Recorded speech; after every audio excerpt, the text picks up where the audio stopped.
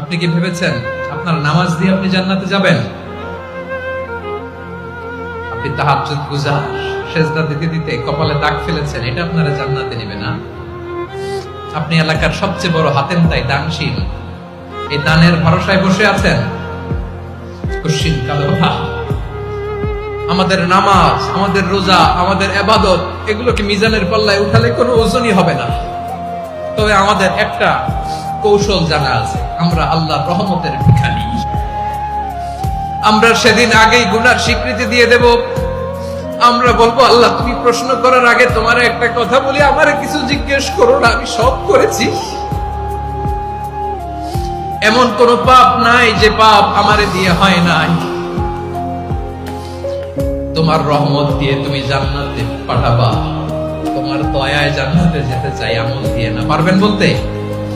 কিয়ামতের দিন আমরা বলবো, আল্লাহ আমার আমল দিয়ে জান্নাত চাই না, আমি তোমার দয়া দিয়ে জান্নাত চাই। তোমার দয়া ছাড়া আমার কোনো উপায় নাই।